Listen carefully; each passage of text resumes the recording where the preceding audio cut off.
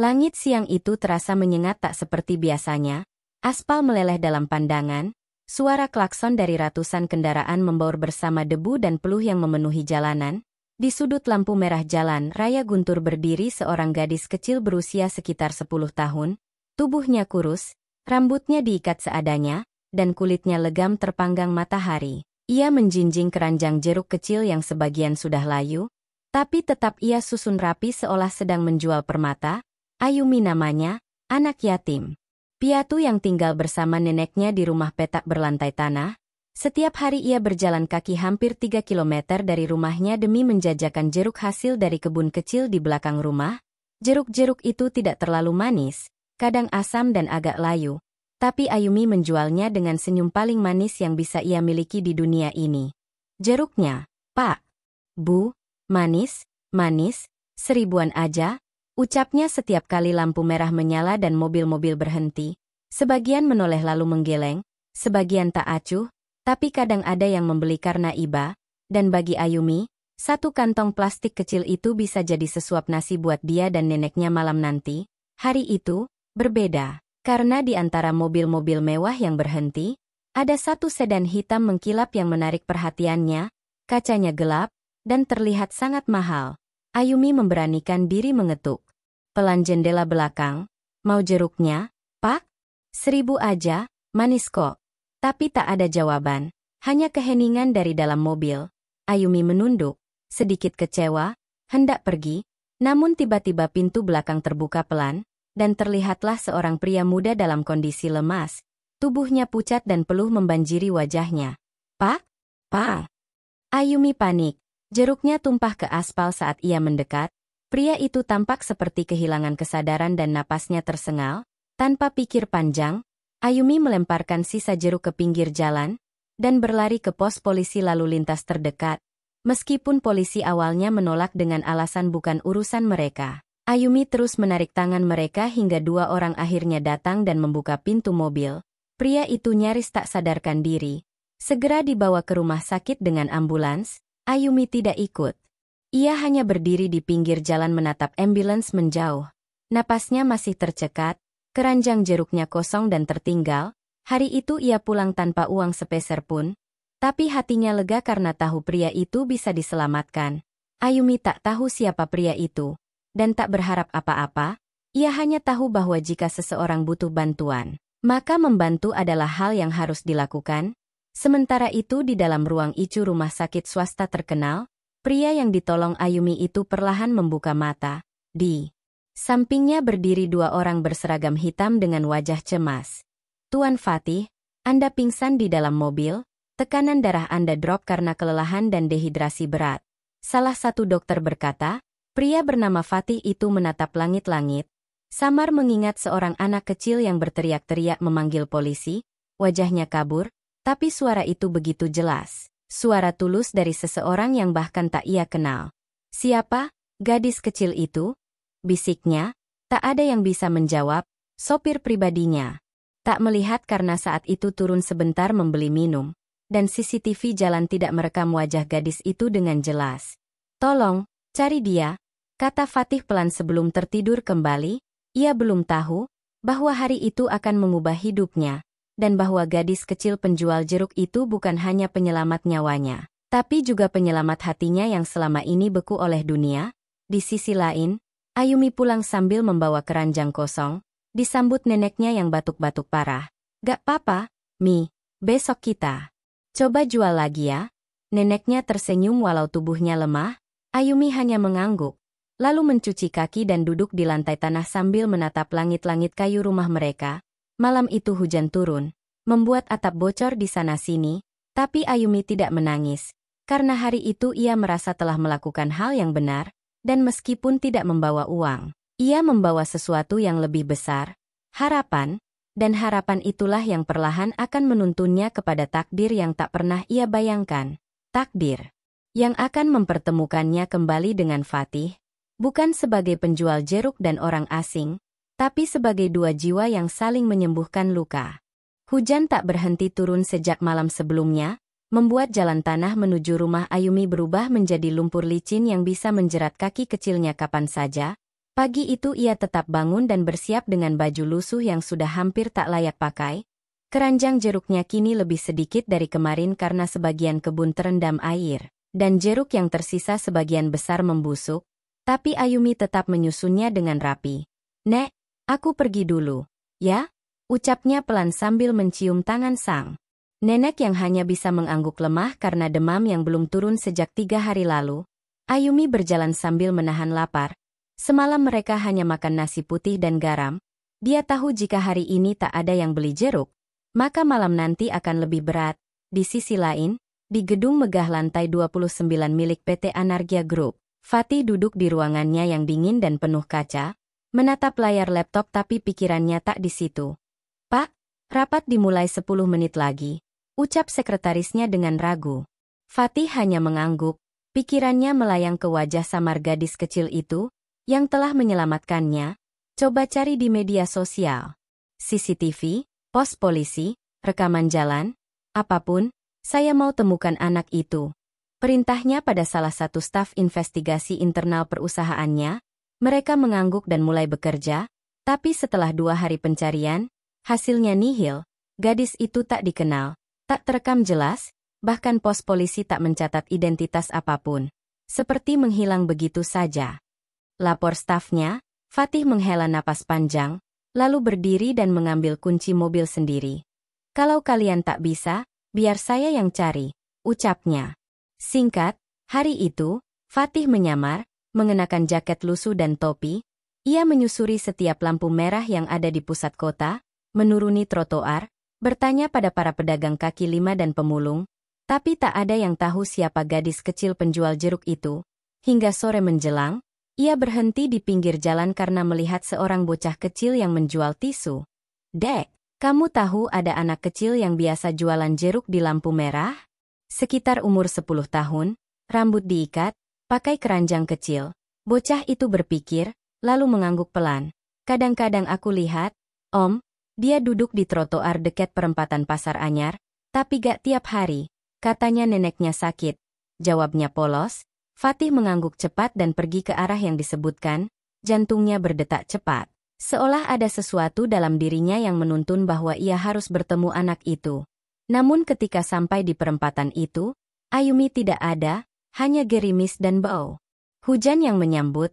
Sementara itu, Ayumi terjatuh di lumpur saat hendak menyeberang jalan, tubuh kecilnya menggigil, dan jeruk-jeruknya tumpah berserakan. Tak ada yang membantu, mobil-mobil hanya membunyikan klakson seolah ia tak terlihat. Ia memunguti jeruk satu persatu sambil menahan air mata. "Jangan nangis. Ayumi gak boleh nangis," bisiknya pada diri sendiri. Ketika semua sudah terkumpul, ia duduk di bawah pohon tua menunggu lampu merah berikutnya. Lalu melihat dari kejauhan seorang pria memakai jaket lusuh sedang menatap ke arah jalan dengan penuh harap. Pria itu adalah Fatih. Dan dalam keramaian itu mereka saling memandang beberapa detik. Tapi Ayumi segera menunduk dan pergi, mengira itu hanya seseorang yang hendak membeli. Fatih terlambat beberapa langkah, tak sempat memanggil, dan hanya bisa melihat keranjang jeruk kecil itu menjauh bersama tubuh mungil pemiliknya. Malamnya, di rumah petak reot milik nenek Ayumi, badai benar-benar datang, bukan hanya hujan, tapi juga kabar buruk. Nenek Ayumi mulai muntah darah, dan batuknya menjadi lebih berat. Ayumi ketakutan, tapi tak tahu harus berbuat apa. Ia tidak punya uang untuk beli obat. Bahkan untuk pergi ke puskesmas saja tidak ada ongkos. Ia hanya bisa menangis diam-diam sambil mengelap peluh dari dahi neneknya. Di waktu yang sama, Fatih kembali ke kantornya dengan wajah lelah tapi hatinya yakin. Ia hampir menemukan gadis itu, hanya perlu satu petunjuk lagi, dan ia tahu waktu semakin sempit. Karena wajah pucat anak itu menyiratkan bahwa di balik senyumnya, ia sedang menanggung beban besar yang tidak seharusnya dipikul oleh anak seusianya. Di balik semua kemewahan yang ia miliki, Fatih untuk pertama kalinya merasa bahwa kekayaannya tidak ada artinya dibandingkan nyawa seorang anak kecil dan nenek yang sedang sakit parah. Malam itu ia membuat keputusan besar. Siapkan tim CSR, beri instruksi. Kita akan turun langsung bantu anak-anak jalanan, terutama yang seperti gadis kecil itu. Dan tanpa sadar, ia mulai berubah, dari seorang CEO dingin yang hanya fokus pada angka, menjadi manusia yang akhirnya tahu arti hidup yang sebenarnya. Di sisi lain, Ayumi duduk di pinggir ranjang neneknya yang terus mengigau, menggenggam tangan keriput itu sambil berdoa dalam hati. Tuhan, kalau Engkau dengar, jangan ambil nenek dulu. Ayumi belum sempat bahagiain beliau. Dan di saat yang sama, di jalanan yang sepi, terdengar suara azan menggema dari masjid kecil. Seolah langit ikut berdoa untuk sebuah pertemuan yang lebih besar dari takdir itu sendiri. Malam itu, di gubuk reot yang atapnya bocor dan dindingnya penuh tambalan kardus, Ayumi duduk bersandar pada tiang kayu sambil memeluk lutut. Hujan deras mengguyur atap hingga menetes tepat ke atas dipan tempat neneknya berbaring. Tubuh sang nenek kian lemah, bibirnya kering dan kadang menggigil meski selimut tipis telah menyelimutinya. Ayumi panik saat mendapati darah kembali keluar dari mulut neneknya dan tangannya mulai dingin. "Nek, jangan tidur dulu ya. Ayumi masih di sini." Isaknya, sambil menekan perasaan takut yang makin menjadi, ia keluar rumah menerobos hujan, berlari ke jalan mencari pertolongan, tapi jam telah menunjukkan pukul 11 malam. Tak ada angkot, apotek tutup, dan puskesmas sudah gelap, dengan kaki kecilnya yang penuh lumpur dan kedinginan. Ayumi mendatangi satu-satunya rumah warga yang masih ada lampunya menyala, mengetuk-ngetuk sambil menangis. "Tolong, nenek saya sakit, darah keluar terus, tolong Bu." Namun hanya suara TV yang terdengar dari balik tembok, pintu tak dibuka, suara wanita dari dalam hanya menjawab dingin.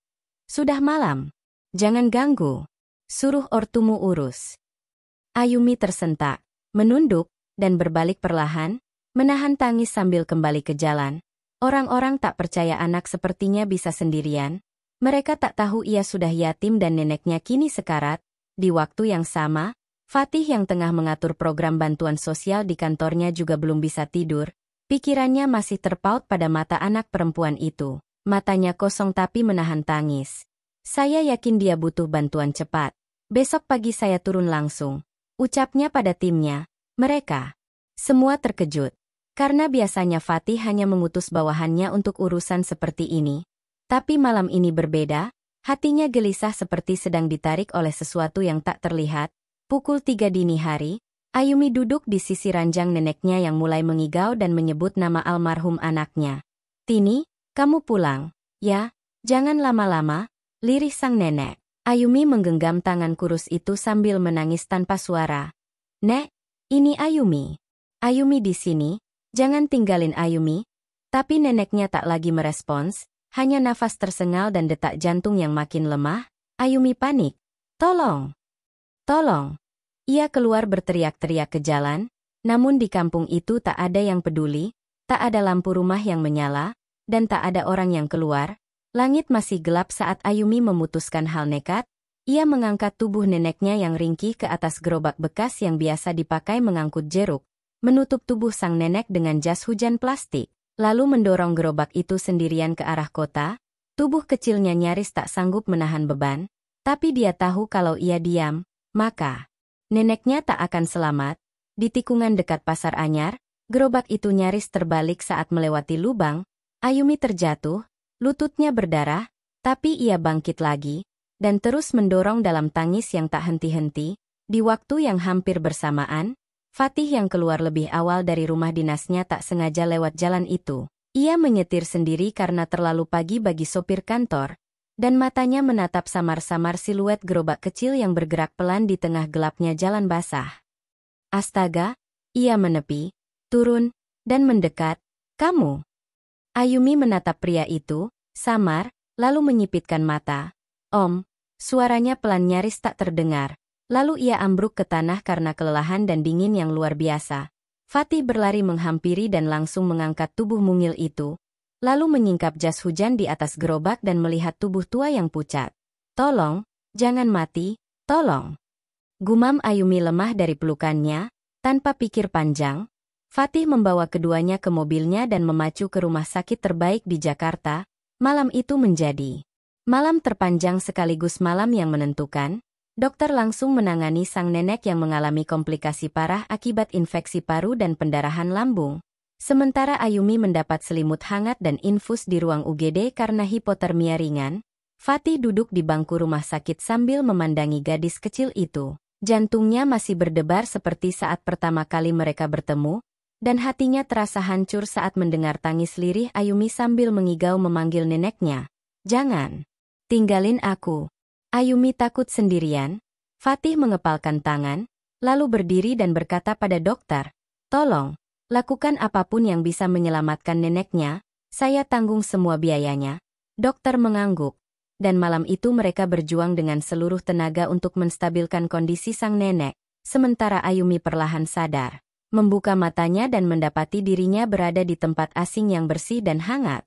Lalu melihat pria itu duduk tak jauh dari tempat tidurnya, ia hendak bangkit, tapi tubuhnya lemah. Fatih mendekat dan berkata pelan, kamu aman sekarang, nenekmu juga sedang diobati, maaf karena aku terlambat menemukan kamu. Mata Ayumi membulat, lalu perlahan air mata mengalir di pipinya. Untuk pertama kalinya dalam hidup, ia merasa ada orang asing yang peduli. Dan saat Fatih menggenggam tangannya, ia tak menarik diri, hanya menatap dengan mata penuh harap dan kebingungan. Kenapa Om bantu Ayumi? Tanyanya lirih. Fatih tersenyum tipis, lalu menjawab, karena kamu sudah selamatkan aku duluan, dan sekarang giliran aku selamatkan kamu. Pagi itu cahaya matahari menyinari lembut jendela rumah sakit. Ayumi terbangun dengan tubuh yang lebih segar meski masih terasa lemas. Ia menoleh ke samping dan mendapati ranjang kosong. Ranjang tempat neneknya dirawat semalam. Jantung Ayumi berdebar kencang. Ia refleks bangun dan hendak mencari keluar. Namun pintu terbuka dan Fatih masuk dengan membawa semangkuk bubur hangat dan senyum menenangkan. Nenekmu sudah lebih baik. Dia masih diicu tapi kondisinya membaik. Ucapnya, Ayumi langsung menutup mulutnya, matanya berkaca-kaca, lalu tiba-tiba menangis pelan. Terima kasih Om. Ayumi takut banget tadi malam. Fatih duduk di sisinya, menyodorkan bubur dan berkata pelan. Sekarang kamu nggak sendiri lagi. Ayumi hanya mengangguk, hatinya belum bisa percaya, tapi ia tahu tak ada alasan pria ini menipunya. Ia bisa merasakan ketulusan dalam setiap tatapan dan ucapannya. Siang itu dokter memanggil Fatih ke ruangannya, menyampaikan bahwa kondisi sang nenek masih kritis tapi stabil, dan mereka butuh waktu lebih lama untuk pemulihan totalnya. Fatih langsung menyanggupi semua biaya pengobatan, bahkan meminta agar kamar dan perawat pribadi disiapkan untuk keduanya. Di sisi lain, berita mengenai anak kecil penjual jeruk yang menyelamatkan nyawa CEO besar mulai tersebar. Diam-diam staf rumah sakit yang mengenali Fatih sebagai bos besar PT Mandala Energi Global merekam momen Ayumi menangis dan menggenggam tangan Fatih, lalu memviralkannya dengan narasi haru. Dalam hitungan jam, video itu menyebar di media sosial dan pemberitaan lokal. Judul-judul seperti, bocah penjual jeruk tolong nyawa CEO, dan gadis kecil ini tak tahu siapa yang ia selamatkan, menghiasi berbagai portal berita. Ketika Ayumi turun dari ranjang rumah sakit dan mulai berjalan pelan di koridor, beberapa perawat menatapnya dengan mata berkaca-kaca, bahkan ada yang membelikan boneka dan makanan ringan untuknya. Ayumi bingung. Seumur hidupnya belum pernah ada yang memperlakukannya seperti itu.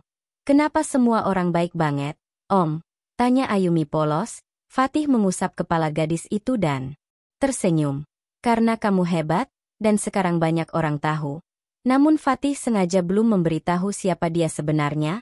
Ia ingin kedekatan ini tumbuh bukan karena jabatan atau status, melainkan karena hati yang murni. Malam harinya, setelah nenek Ayumi sadar dan bisa berbicara pelan, ia menggenggam tangan Fatih dan berbisik, terima kasih, Nak. Ayumi itu anak kuat, tapi sudah terlalu banyak menanggung derita. Ayah dan ibunya sudah tak ada, rumah hampir roboh, tapi dia tetap jualan dan jaga saya. Dia terlalu kecil untuk semua ini. Fatih menatap nenek itu, hatinya teriris. Bu, biarkan saya bantu mereka lebih jauh, bolehkah? Sang nenek menatap matanya, ada kepercayaan yang muncul di sana. Lalu ia mengangguk pelan. Hari-hari berikutnya menjadi awal dari perubahan hidup Ayumi. Rumah sakit menjadi rumah sementaranya yang penuh kasih. Ia mulai belajar menulis, membaca dari tablet yang diberikan Fatih, dan mengenal benda-benda yang sebelumnya hanya ia lihat di pinggir toko. Namun di sisi lain, berita yang viral menarik perhatian banyak orang, termasuk direktur-direktur perusahaan saingan yang penasaran mengapa Fatih begitu peduli pada seorang anak kecil. Bahkan media mulai mengejar Fatih untuk klarifikasi hubungan mereka. Akhirnya, dalam sebuah wawancara terbuka, Fatih mengatakan dengan lugas. Saya diselamatkan oleh anak ini. Saat saya pingsan karena serangan di lampu merah, dan ketika saya tahu hidupnya jauh lebih berat dari saya tidak bisa diam, saya akan rawat dia, dan jadikan dia bagian dari keluarga saya. Pernyataan itu mengguncang publik. Banyak yang bersimpati dan bahkan menyumbang untuk masa depan Ayumi. Ada yang menawarkan beasiswa, perawatan psikologis, dan tempat tinggal baru. Namun satu hal yang belum diketahui orang banyak. Alasan Fatih begitu tersentuh adalah karena masa kecilnya tak jauh beda. Dari Ayumi, ayah Fatih dulu juga meninggal muda. Ibunya jatuh sakit dan mereka terlilit utang besar hingga hampir kehilangan rumah. Ia sempat tidur di emperan toko dan jualan gorengan. Sampai seorang kakek dermawan menolongnya dan membawanya masuk ke dunia bisnis. Aku melihat diriku di matanya, ucap Fatih pada salah satu stafnya sambil menatap jendela. Dan kali ini, akulah yang akan menjadi kakek itu untuk Ayumi. Sementara itu, Ayumi mulai mengenal dunia yang lebih luas. Ia dikenalkan pada guru les yang sabar dan diajak Fatih ke kantor pusat Mandala Energi. Semua staf menyambutnya dengan penuh cinta. Bahkan dibuatkan sudut belajar pribadi. Kamu mau jadi apa nanti, Ayumi? Tanya Fatih saat mereka duduk berdua di rooftop kantor yang tinggi. Ayumi menatap langit, lalu menjawab pelan. Ayumi pengen jadi orang yang bisa bantu anak-anak lain yang susah. Kayak Om bantu Ayumi. Mata Fatih berkaca, ia memeluk gadis itu dan berkata dalam hati. Aku akan pastikan kamu sampai ke sana, walau harus kulindungi dengan seluruh hidupku. Sudah 2 minggu berlalu sejak Ayumi dan neneknya tinggal di rumah sakit kelas premium milik jaringan kesehatan yang terafiliasi dengan perusahaan Fatih. Kondisi sang nenek makin membaik dan Ayumi perlahan mulai ceria seperti anak-anak lainnya. Ia belajar membaca dengan cepat, bahkan mulai menulis cerita kecil tentang kehidupannya di buku catatan yang dihadiahkan Fatih. Namun ada satu pertanyaan yang selalu menggelayut di kepala gadis kecil itu. Siapa sebenarnya pria bernama Fatih ini? Kenapa ia begitu baik padanya? Kenapa mau mengurus mereka seolah mereka keluarga sendiri? Ayumi terlalu sopan untuk bertanya langsung. Tapi malam itu, saat ia masuk ke ruangan Fatih untuk meminjam pensil warna, ia melihat satu kotak tua di atas meja kerja pria itu yang tak tertutup rapat. Penasaran, Ayumi mendekat dan melihat sesuatu yang membuat napasnya tercekat. Di dalam kotak itu terdapat foto hitam putih berbingkai kayu yang sudah mulai rapuh. Di foto itu ada seorang pria yang sangat mirip dengannya.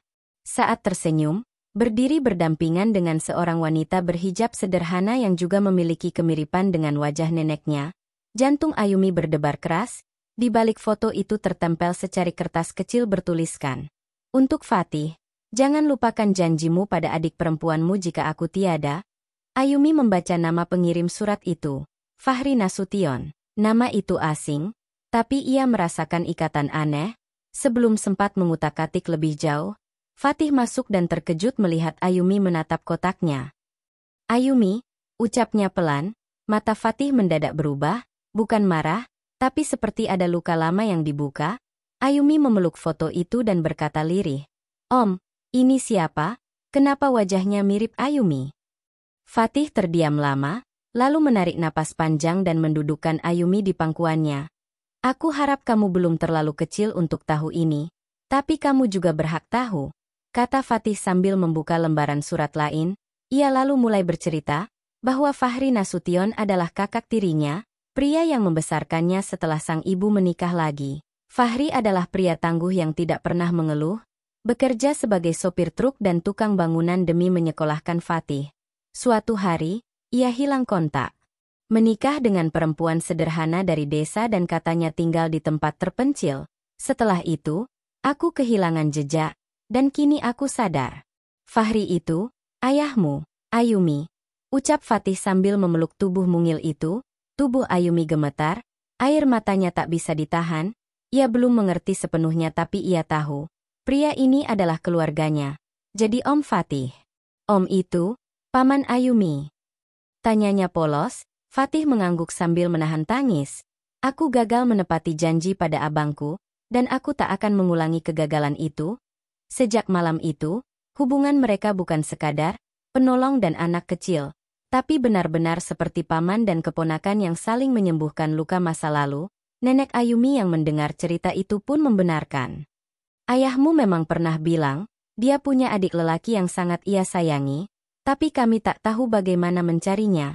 Fatih pun mengajak mereka tinggal di rumah pribadinya, bukan di rumah sakit lagi. Kediaman megah yang dulunya sunyi kini dipenuhi tawa kecil Ayumi. Namun tidak semua pihak senang dengan hubungan ini. Salah satu komisaris perusahaan mulai mempertanyakan warisan dan posisi Ayumi di masa depan.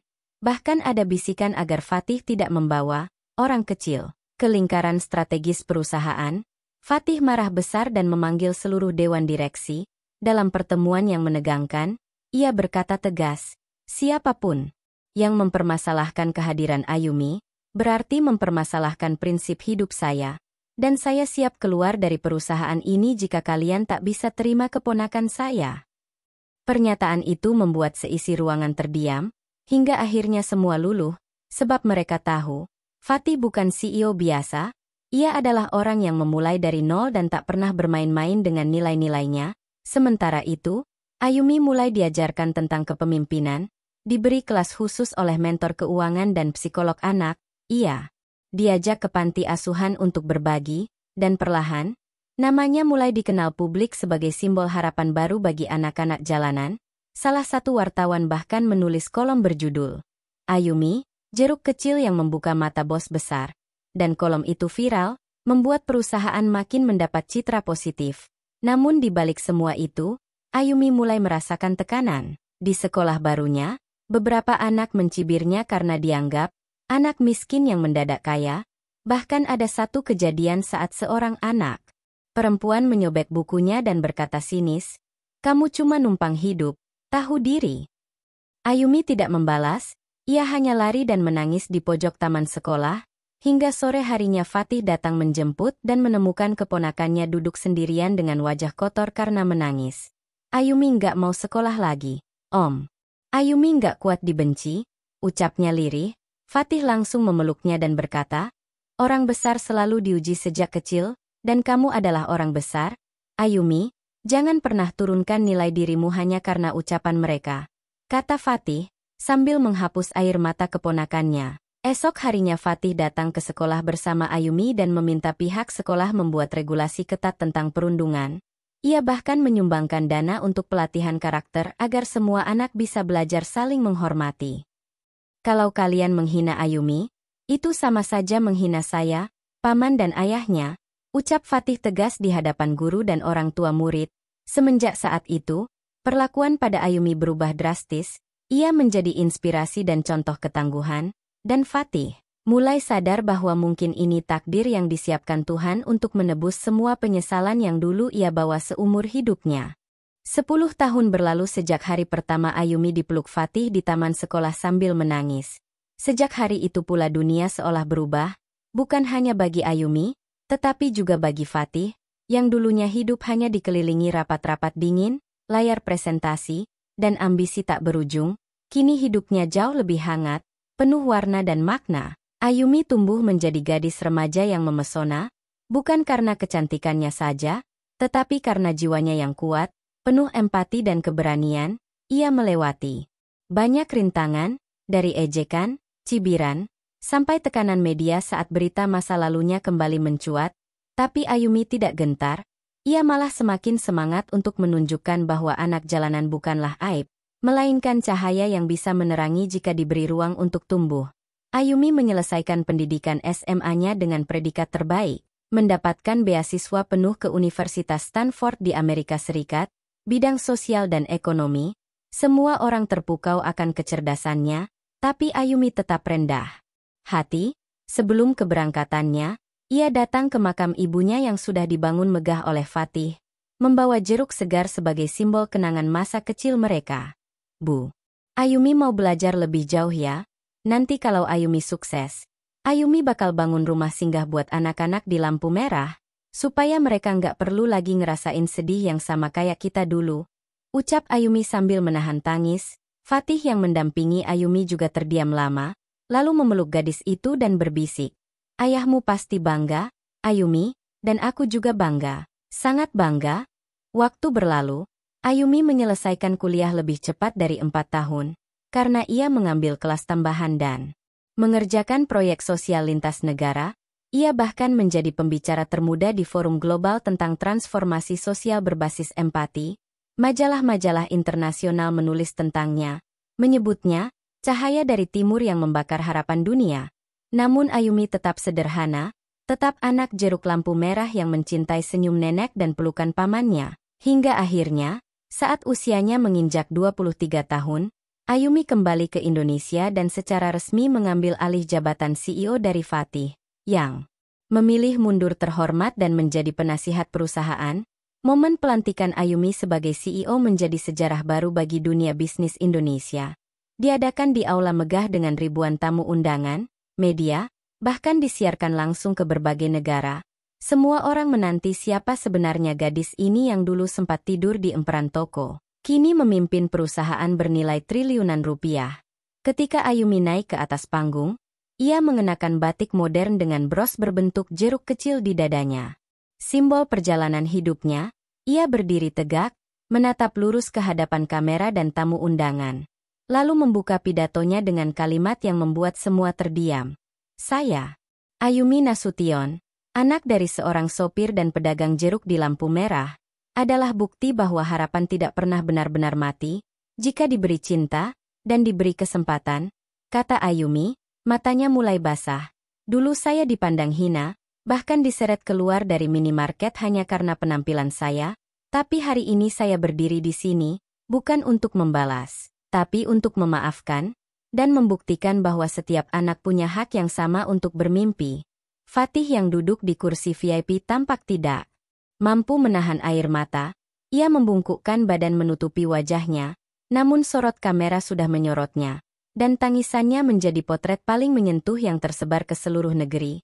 Saya ingin mempersembahkan jabatan ini untuk ibu saya tercinta, untuk ayah saya, Fahri Nasution, yang meski tak pernah saya kenal lama, tapi darahnya mengalir di nadi saya, dan untuk paman saya, Fatih, orang yang menepati janji kepada saudaranya dengan cara paling mulia, yang mengubah hidup saya, bukan dengan uang, tapi dengan kasih sayang.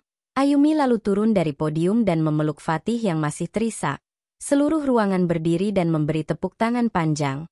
Banyak dari mereka yang meneteskan air mata tanpa sadar. Bahkan para petinggi perusahaan dari luar negeri berdiri dan ikut memeluk momen itu. Ayumi tidak berhenti sampai di situ. Dalam waktu 1 tahun setelah menjadi CEO, ia membangun puluhan rumah singgah gratis untuk anak-anak jalanan, membentuk jaringan pendidikan alternatif untuk anak yatim dan kaum marginal, dan membuka jalur beasiswa khusus bernama Fahriah Fatih Foundation, yang menjadi pintu mimpi bagi ribuan anak di seluruh Indonesia. Salah satu program unggulannya adalah pelatihan wirausaha jeruk, sebagai simbol bahwa dari sesuatu yang sederhana bisa tumbuh harapan luar biasa. Dan suatu hari, ketika Ayumi tengah meninjau pembangunan rumah singgah baru di daerah timur Indonesia, ia didatangi seorang anak perempuan berusia 8 tahun, berkulit sawo matang dengan rambut dikepang 2. Kak Ayumi, aku dulu jualan kacang, aku suka malu, tapi lihat kakak sekarang, aku jadi pengen jadi pemimpin juga. Boleh nggak, Kak? Tanya anak itu dengan mata berbinar. Ayumi tersenyum lembut, berlutut dan menggenggam tangan gadis kecil itu. Tentu boleh, kamu bisa jadi apapun, asalkan kamu percaya, dan jangan pernah berhenti berharap, kata Ayumi, dan dari kejauhan, Fatih melihat semua itu sambil mengusap dada. Ia tahu bahwa janji kepada abang tercintanya telah lunas. Sepenuh hati, dan bahkan lebih, ia tidak hanya membesarkan anak dari jalanan, tapi membesarkan masa depan bangsa. Satu jeruk kecil yang dulu ia beli di tengah panas lampu merah, telah berubah menjadi pohon besar yang menaungi ribuan jiwa.